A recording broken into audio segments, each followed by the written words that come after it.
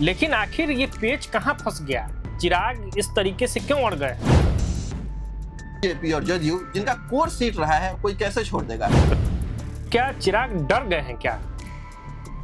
दहाई अंक तक नहीं पहुंचेंगे, सरकार में भी हिस्सेदारी क्या होगी? 140 के करीब आ जाता है। इतना सीट आ ही गया, सरकार बन ही गई, तो चिराग का क्या फायदा है? नमस्ते, मैं हूं आदर्श और प्रभात खबर देख रहे हैं आप। बिहार में चुनाव के ऐलान के बाद राजनीतिक पारा हाई हो चुका है।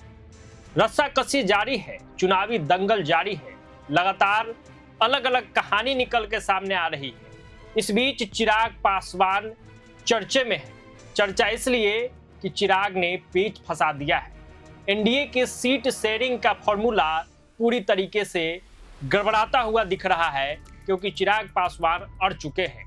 लगातार 4 बार नित्यानंद राय उनको मनाने पहुंच गए हैं, लेकिन खबरें निकल के सामने आ रही है कि चिराग मानने को तैयार नहीं है। क्या है पूरा राजनीतिक घटनाक्रम, क्या है इसके पीछे की इनसाइड स्टोरी, इन सब मुद्दे पे बातचीत करने के लिए मेरे साथ मेरे सहयोगी परितोष शाही जी हैं। तो सबसे पहले तो स्वागत आपका। और सवाल यही, कहां मामला अटका हुआ है? चिराग चर्चे में है, नित्यानंद राय 4 बार मनाने चले गए। क्या हो रहा है, क्या है ये पूरा घटनाक्रम?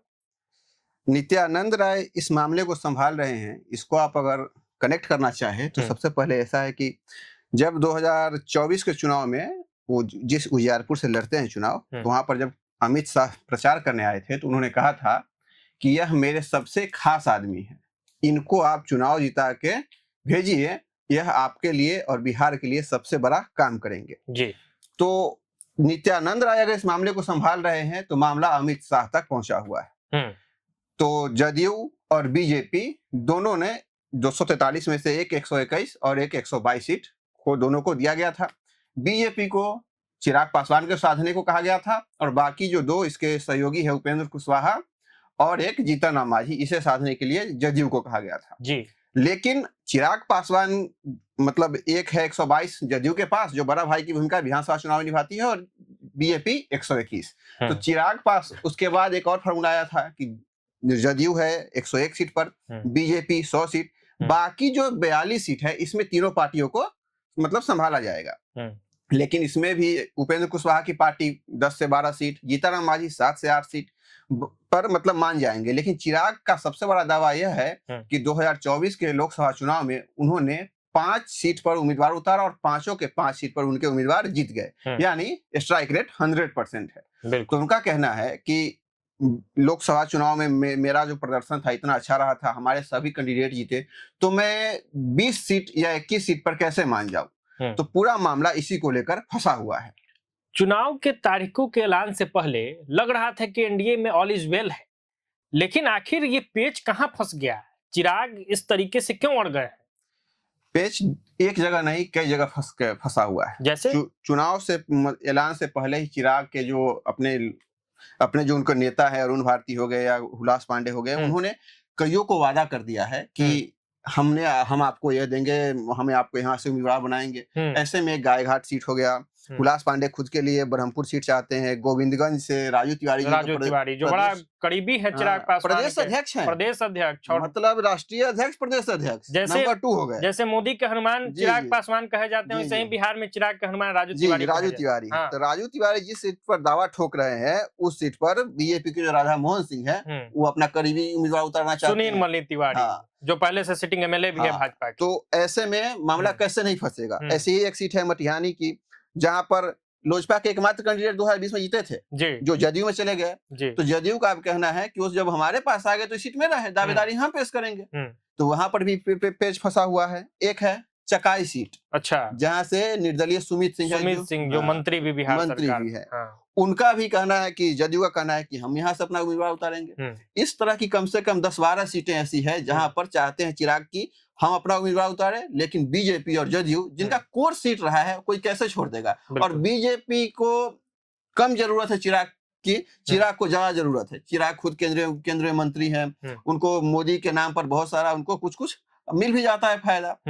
और दूसरा बात यह है, चिराग को अगर 22 से 25 सीट जो दे भी रहा है, 22 सीट के करीब बात तक पहुंची हुई है, उसमें से विनेबिलिटी की जो चांस होता है वो बिल्कुल उनके पास नहीं है। तो क्या चिराग डर गए हैं? क्या डर भी है किसी बात का चिराग को? चिराग का कहना है कि अगर हमको 22 से 25 सीट मिले, जहां जहां उनको सीट दिया गया है वहां पर चुनाव लड़ने पर वो मतलब 2.5 अंक तक भी नहीं पहुंचेंगे। अगर 2.5 अंक तक नहीं पहुंचेंगे सरकार में भी हिस्सेदारी क्या होगी? मतलब कमजोर हो जाएंगे चिराग। चिराग कमजोर हो जाएंगे।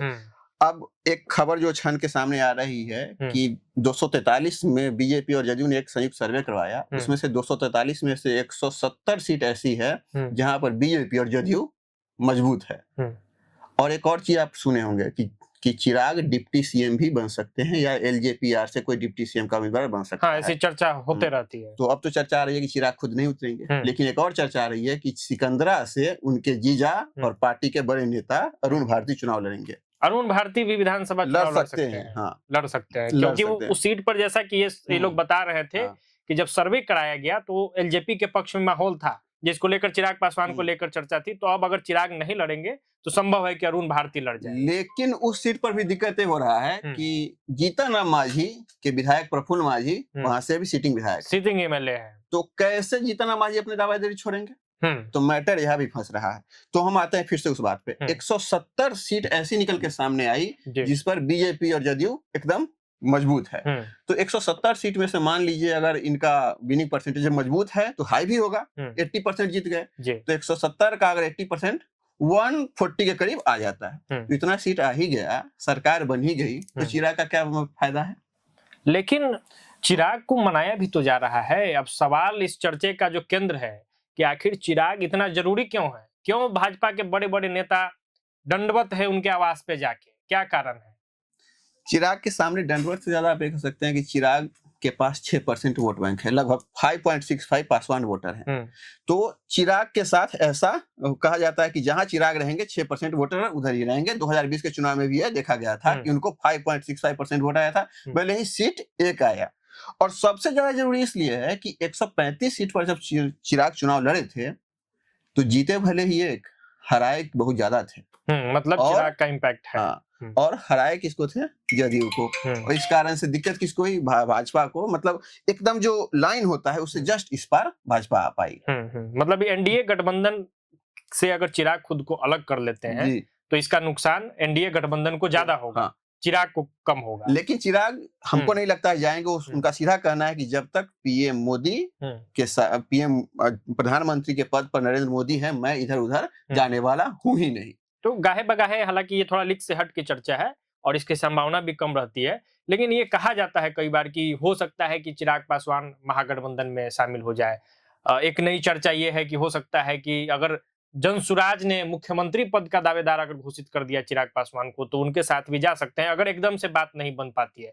तो ऐसे में चिराग ये कदम उठा पाएंगे? इस स्थिति में है क्या? ये दोनों सवाल का खंडन आ चुका है। तेजस्वी यादव के साथ वो बिल्कुल नहीं जा रहे हैं। इसका खंडन खुद चिराग पासवान ने किया था, जब तक प्रधानमंत्री के पद पर नरेंद्र मोदी है मैं कहीं नहीं जाने वाला हूं। इसका खंडन तो उन्होंने खुद किया। और जनसुराज में जाने की बात रही तो सबसे पहले जनसुराज से जब कभी से भी सवाल होता है तो उनका यही कहना होता है कि चिराग बिहार के लिए राजनीति करते हैं लेकिन बिहार में रहकर नहीं करते हैं। और सभी 243 सीटों पर जनसुराज अपना उम्मीदवार उतारेगी।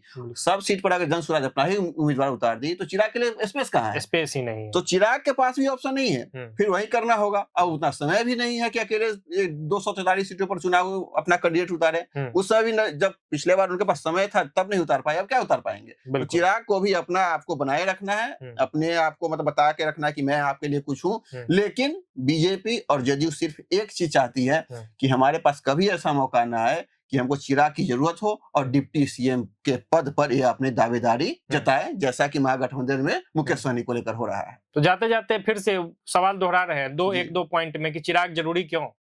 चिराग जरूरी इसलिए है कि 6% वोट उनके पास है और चिराग जो पिछली बार डैमेज किए थे जदयू को, इस तरह के डैमेज से बचा जा सके और बीजेपी और जदयू और मतलब एनडीए अच्छे से सरकार बना सके।